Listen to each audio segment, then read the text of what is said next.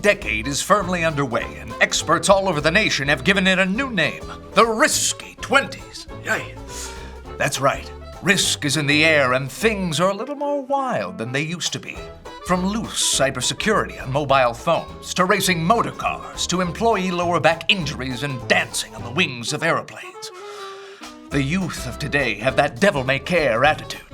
Everywhere you go, wide-eyed Joes and Janes are throwing safety to the wind and shouting, "Phooey with safety plan implementation! We just want to dance the Charleston all day!"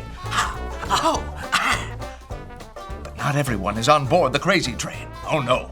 The good people of PERMA are out in force too. All across the great state of New York, they've got their clipboards at the ready. They're counting the cracks in the sidewalk, calculating cost per work-related injuries, and finding efficient training programs. Why, for the safety Sams and Sallys of PERMA, reducing their premiums make them happy enough to turkey trot the night away. Where will this crazy decade go? Just follow us as we take a jaunt through the Risky 20s. We're starting out west, on the sparkling shores of Oneida Lake, where the straight-shooting lawmen of the town of CICERO Police Department are charging hard to make the community safer for everyone. I'm sorry, ladies and gents, this is not the right footage at all. The town of CICERO Police Department is much more buttoned up than this. Some call it buy-in. Some call it employee empowerment. But the CICERO Police Department doesn't need any newfangled jargon for what they've done to improve overall safety in their workplace and community. Because for them, making CICERO safer simply comes down to working together to take care of everyone's well-being. The town of CICERO sits about 5 miles north of Syracuse. With a population of around 33,000 spread over almost 50 square miles, the CICERO Police Department has a lot of ground to cover when keeping their residents safe and their community peaceful. And Chief Steve Rotuno recognized that improving both staff and resident safety needed to start with a plan. So whether it's inside the building or out in their police cars, we focus on providing them with the best training available, the best equipment available, so they can do their job safely, securely, so at the end of the day, they can go home to their families. In 2016, the town of CICERO formed a safety committee, and in the past few years, the police department has stepped up to lead it. Chief Rotuno handpicked Lieutenant James Myers to better serve the department and the town as their safety coordinator. Together, the committee and Lieutenant Myers developed a safety policy statement, along with clear, measurable safety goals, which they have tracked and updated yearly. As part of their efforts meet their ambitious benchmarks, the town of CICERO has worked with its police department to implement written safety procedures, to increase employee safety training, and to hold monthly safety meetings that include all town departments and communication boards. And just like the geography of CICERO, there are some big programs they've created. Part of our program is that we keep our rifles inside at all times. We don't leave them in the cars. That's for a couple of reasons. Number one, so the officers have to manipulate the weapon system every single day. They make sure that it is unloaded, but they're able to develop a muscle memory so when the time comes, they don't have to think about it, they can just act. In addition to being a 2-time recipient of PERMA's Outer Carrier Vest Grant, the town of CICERO Police Department is proud of their Blue Light program. In the unlikely but critical event of an active shooter in a town public facility, their staff is ready thanks to extensive annual training from their police department and the blue light installations in all their public facilities. Now the people who serve the town of CICERO know what to do to ensure everyone comes out safe after those blue lights come on. But Chief Rotuno and Lieutenant Myers realize it's not just the big programs that move the needle when improving safety. Even in day-to-day operations, they document and respond to every hazardous condition and near-miss accident that almost happens.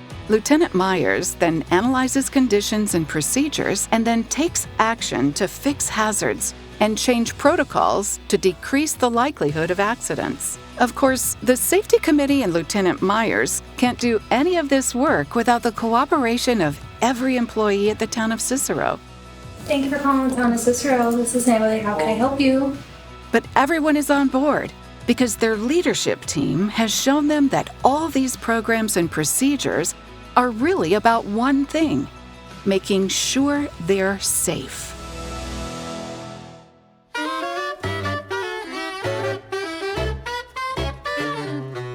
There's something bubbling up in the Plainview Water District, and you don't have to drill too far to see that something is safety.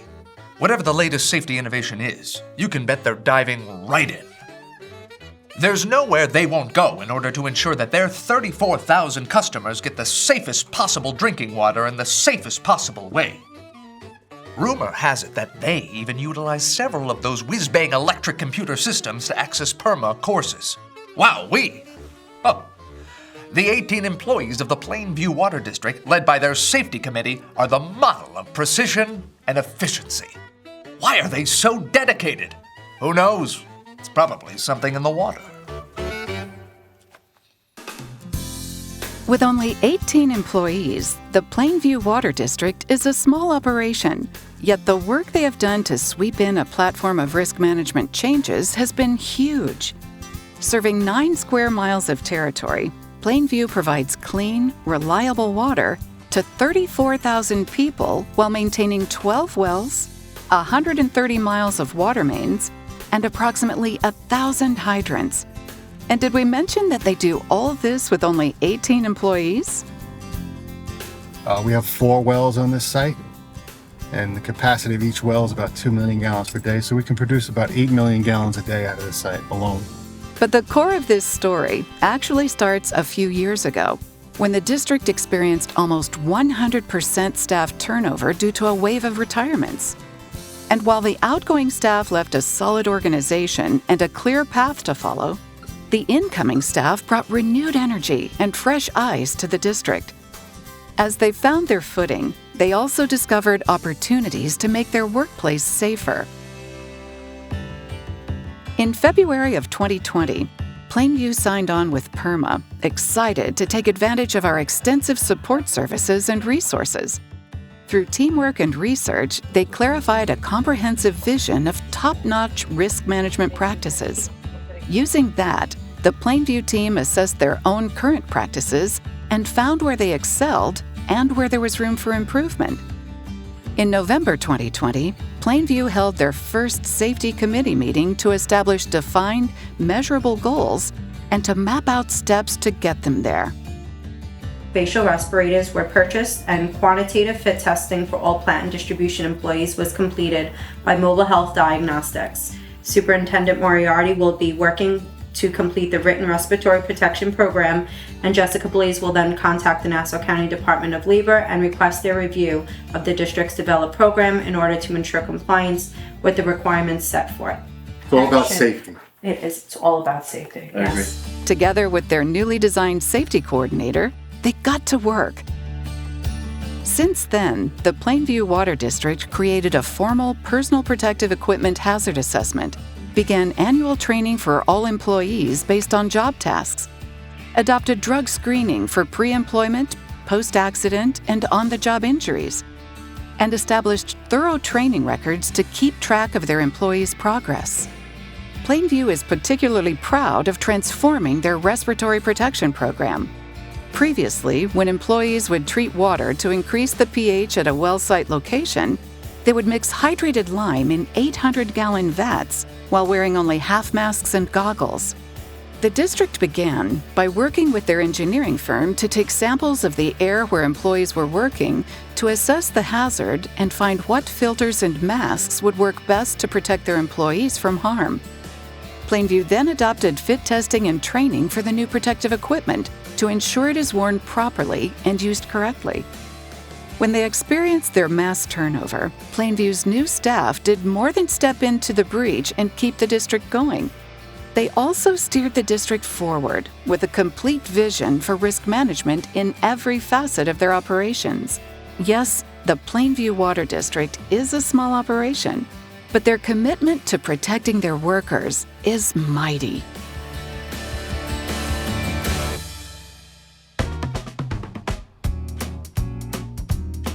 Here's something you can bet all your cabbage on. The world these days is twice as risky as it used to be.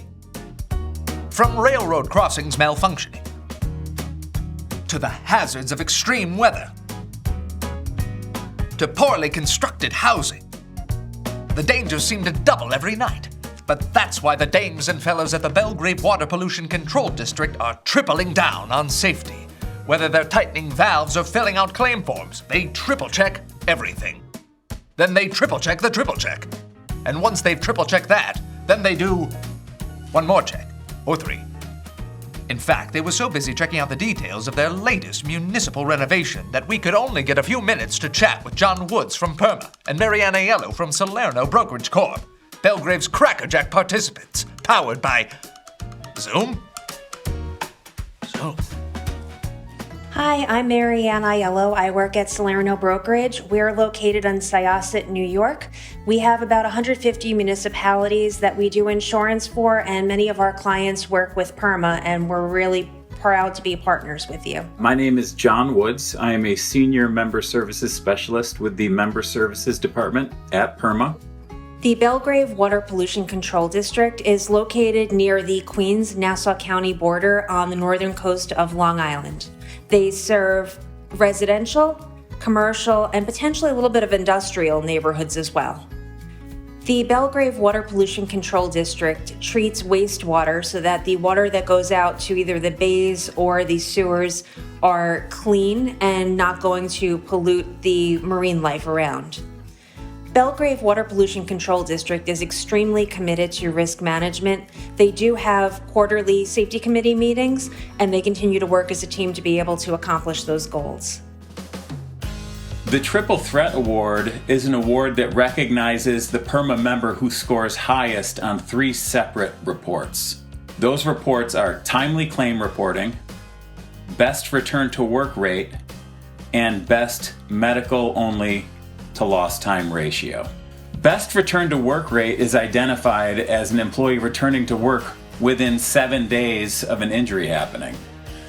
Belgrave Water Pollution Control District far exceeds that and has an average return to work rate of only 1 day, which is phenomenal. Timely claim reporting is recognized as submission of a claim within 10 days of the injury happening. Belgrave's time frame in terms of claim reporting is absolutely fantastic. They consistently report claims to PERMA within 2 days of the injury happening. Salerno Brokerage would love to congratulate Belgrave Water Pollution Control District for winning the Triple Threat Award this year. Congratulations. PERMA would like to express heartfelt congratulations to the Belgrave Water Pollution Control District on being the recipient of this year's Triple Threat Award. Absolutely fantastic. We very, very much appreciate you. Congratulations.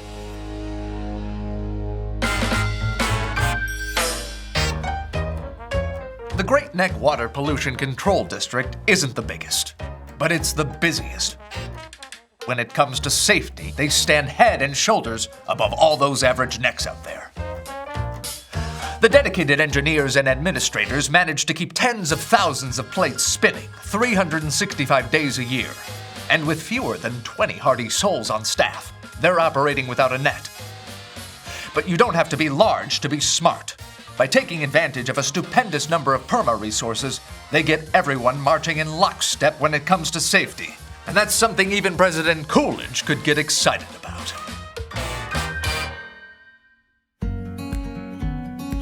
Since 2004, when the Great Neck Water Pollution Control District first joined PERMA, they have gotten their money's worth.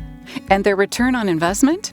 Not just improved safety and well-being, but also increased employee morale and team cohesiveness, which for them is invaluable. We try to instill people bettering themselves. So we offer, raises and merit raises for guys to get different licenses. I send guys all the time for training. So we have very experienced people who then we get to empower to do what we know they can do. The Great Neck Water Pollution Control District serves over 25,000 residents, encompassing large portions of the Great Neck Peninsula and Manhasset on Long Island. Part of our maintenance program is to CCTV the lines, basically televise the lines, and to look for cracks, breaks, infiltration, maybe an offset joint, or any other issues. Owning, operating, and maintaining 72 miles of sewers, 10 remote pump stations, and 1 treatment facility, the district treats on average about 3 million gallons of wastewater every day. And they do all this with only 12 technicians and 6 administrators. As you can imagine, with this much responsibility and such a small team, keeping everyone safe and well needs to be top priority, which is why the Great Neck District turns to PERMA. Last year, the district took advantage of 52% of PERMA's offerings, compared to the average of 17%. From annual check-in meetings with our member services representatives and participating in risk assessments and safety and health trainings, to holding safety committee meetings and attending all of PERMA's conferences, the Great Neck District has been active and intentional in making sure their team is taken care of. The Great Neck Water Pollution Control District is particularly excited about PERMA's Navigate 360 training, and they embraced all they learned from their ALICE site assessment. ALICE, or Alert, Lockdown, Inform, Counter, and Evacuate, helped them identify both safety vulnerabilities as well as opportunities for making their facilities safer in the event of an emergency, such as an active shooter. The assessment also recommended specific actions they could take to decrease risks and increase preparedness, actions the district is now in the process of implementing. Comes to the bottom, inventory upstairs gets a readout of what we took, what we needed. It automatically restocks by how many pieces come out. Because for the Great Neck Water Pollution Control District, the value of their PERMA membership isn't just about participating, it's about doing. This is why they value participating in PERMA's conferences. The diversity and relevance of the information they gather, the connections they make, and the resources they receive make the conferences more than just a chance to gather. They're an opportunity to do better for their team. And their people feel the difference. They see the efforts being made to ensure their well-being. They understand the importance for themselves and their families. And they respond by working together with a positive mindset and a sense of responsibility for one another. And that has been the greatest award that has come out of the relationship between PERMA and the Great Neck Water Pollution Control District.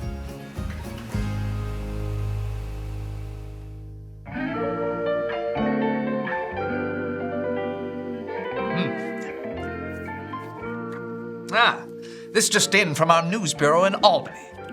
Hold on. Yes, I'm getting word that the 1922 PERMA Safety Awards have officially concluded.